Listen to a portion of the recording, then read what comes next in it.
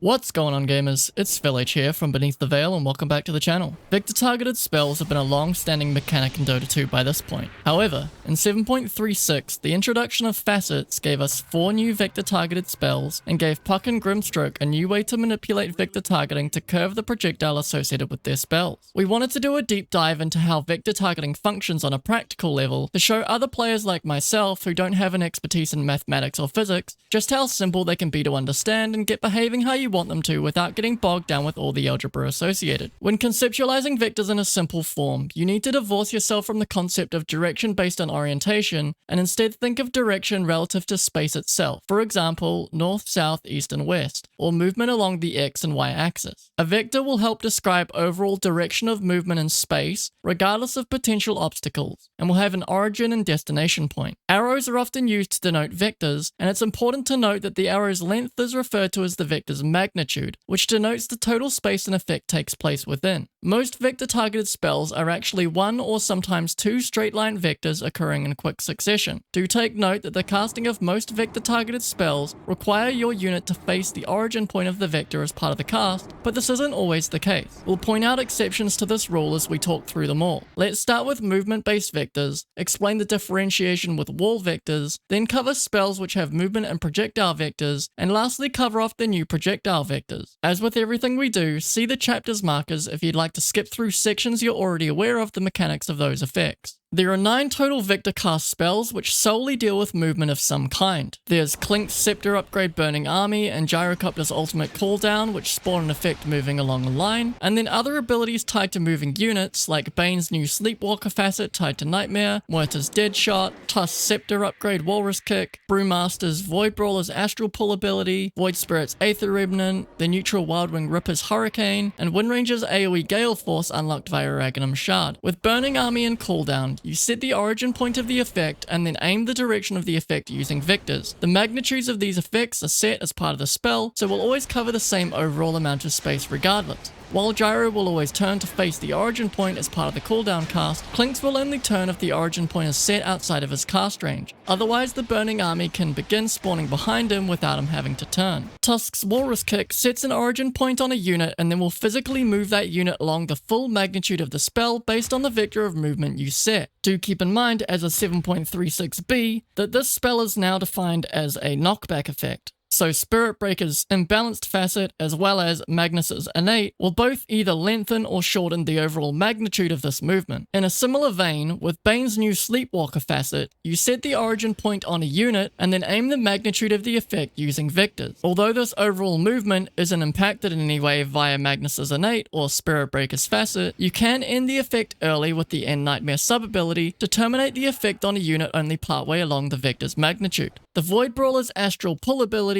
and Wildwing Ripper's Hurricane abilities work very similarly, selecting a unit and then moving them along a small magnitude based on the vector you create. While both units will turn to face an allied or enemy unit if using the effect on them, both units can self-cast their ability and subsequently do not need to change directions to move themselves in any direction. A niche piece of counterplay, but relevant nonetheless. Muerta's Deadshot has an origin point set on a unit or a tree, and then has a long magnitude tied to the projectile. If the projectile collides with any hero unit along any point of its path, that hero is then moved along the same vector, but for a smaller magnitude than the initial cast. Regardless of where on the projectile's initial path it collides, the hero will subsequently always move the same overall distance in space. Do keep in mind that this ability ignores illusions, so if you're trying to fish out where the real hero is in an army full of illusions, then this can be a great skill to leverage. Void Spirit's Aether Remnant works kind of in reverse. You set an origin point and then set a direction using vectors. The Remnant then moves to that origin point and sets its detection magnitude from there. If any hero collides with the magnitude's path, they are pulled back towards the origin point of the effect. Do keep in mind that any unit that reaches the origin point will not continue moving and will instead stay anchored there. Windranger's Gale Force has you set the origin point as the center of an area of effect, and then allows you to set the vector of overall movement. When created, any enemy units in the AoE will have a force moving them in the vector you set. However, they are able to resist some of the movement by moving themselves in the opposite vector. With enough movement speed, they will actually be able to make progress in the opposite direction. With vector casts that create wall effects like Broodmother's Scepter ability Spinner's Snare, Disruptor's new Kinetic Fence facet, and dark sea as a wall of replica, the origin point you set denotes the halfway point of the overall wall, and vectors are used to denote the line along which the wall effect runs. The magnitude of the arrow gives a rough idea of half the total length of the wall it will create, as it will spawn the wall for the same length in the opposite direction. If you're looking to cut off choke points, set your origin in the middle of the choke point and then swipe your mouse either direction along the width to seal it off. With Pangolia's Swashbuckle and Mirana's Alt Cast upgraded leap through Aghanim Shard, both these heroes use vectors to denote where their hero will move to and then what direction the projectiles they fire will move along. The origin point of the vector denotes where the hero will move to, and the magnitude of their vector denotes the full area that their projectiles will fire through, damaging units. If you're finding this video helpful along with the other videos on our channel, please consider subscribing if you haven't already. It's a small gesture that costs you nothing but helps us immensely. Thank you to the nearly 5,000 of you that have done so already, and thank you to those of you who haven't yet joined us for taking a moment to consider doing so and helping us hit another significant milestone. Now let's get into the new juicy spells. Fine Art transforms Stroke of Fate into an incredibly long projectile able to build up massive damage. The key to getting the most value out of Fine Art is realizing that the projectile won't expire until it leaves the overall AoE of Stroke of Fate's cast range. As a new DOTA Labs feature introduced in 7.36, you are now able to hold Alt and right-click any spells, items, or stats which have some sort of range in order to constantly display that aspect in an AoE around your hero. This massively helps in ensuring you can get the most value out of Fine Art. The projectile of Stroke of Fate has a very high movement and turn rate, so it will take a nearly perfectly straight route to the origin point of the vector you set, only slightly bending in the travel. Once at the origin point, it then will perfectly travel in a straight line along the magnitude of your vector, only expiring once it hits an edge of your cast range. Do note a couple of things. First off, moving your hero after casting the spell will not extend the cast range. The overall AoE it can travel within is set the moment the projectile leaves your hands. Secondly, if you place the origin point right at the very edge of your cast range, then the projectile will not have space to turn and will terminate at the origin point. Placing it at about 90 to 95% of the overall cast range to then bend it back in another direction seems to give the most consistent result and still damages any units that happen to be right on the edge of your cast range. Since there is usually a slight bend along the initial path to the origin point, we found it easiest and most consistent to place the origin point just behind a hero or creep wave you wish to initially hit, and then aim your vector at other heroes along a path you think will strike the most targets, as this projectile does compounding damage to units as it hits more and more.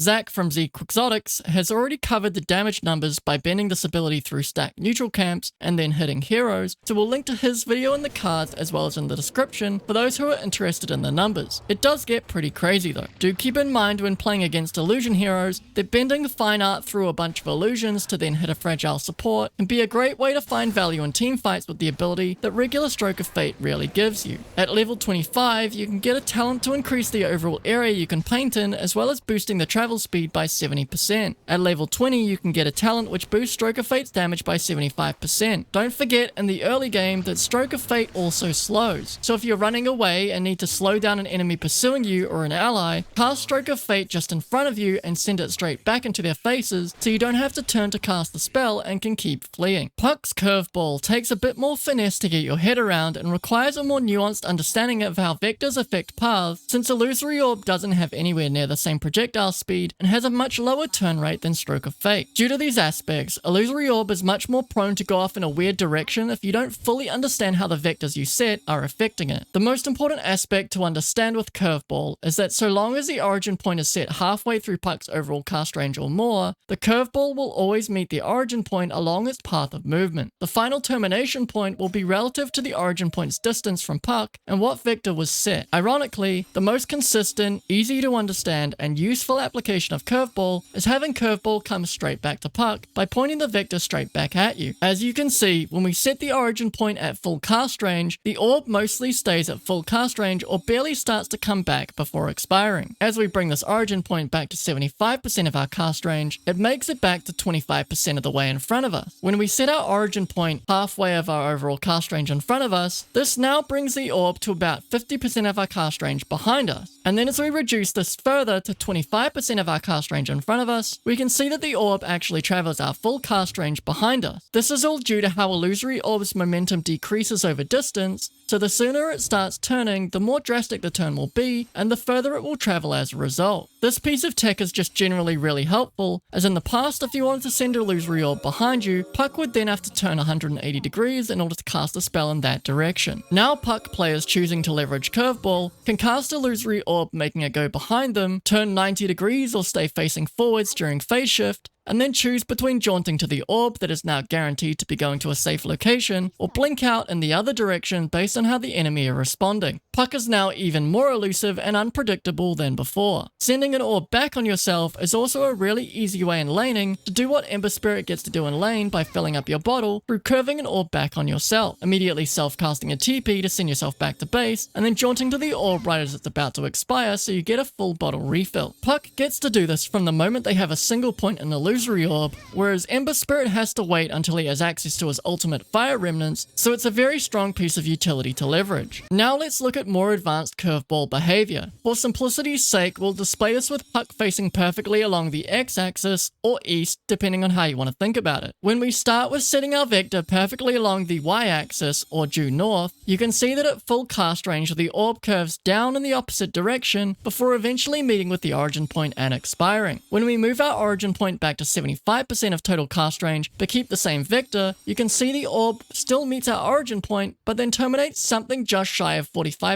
of our initial vector. As we do the same thing at 50% cast range, it's now about just as far away from our initial vector, but is technically a tighter angle. Finally, as we reduce our origin point to 25% of our cast range, you can see that the curveball exhibits the same behavior, terminating a few hundred units off the line of our initial vector. When we go through the same process, but now switch to utilizing a vector which is angled 45 degrees away from us, or northeast in this case, things behave slightly differently. The max range orb still terminates at the origin point, but just curves at a tighter angle. At 75% cast range, our orb still passes through the origin point and terminates at about a 45 degree angle to the origin point as previous. At 50% range, the orb passes through our origin point and perfectly lands on the expected 45 degree vector at max cast range. At 25% cast range though, the orb overly curves and ends up mirroring the behavior we had at 75% cast range, but on the other side of our vector. Finally, let's look at angling the vector of curveball 45 degrees back on ourselves, or northwest in this case, and this is where things get fun and funky. At full cast range, the orb still reacts as we've come to expect out of curvature, but the momentum of the orb really slows up at the end, allowing it to be much more easily dodged. It is great for buying us time to decide whether we want to jaunt in or not though. At 75% of the cast range, the behavior is pretty much similar, but the orb travels for a short distance just inside that cast range ring before expiring. At 50% cast range, the orb passes through the origin point and then expires pretty much directly north of us, but at 75% of our cast range. When comparing this cast to our same origin point but with a vector coming straight backwards, this is where we can start truly seeing the dynamic relationship of how far away our origin point is in relation to Puck, and where the projectile will end up when accounting for the vector. When we do the same thing at 25% of our cast range, the orb travels to the origin point and then terminates at max range, perfectly in line with 50% of our cast range behind us.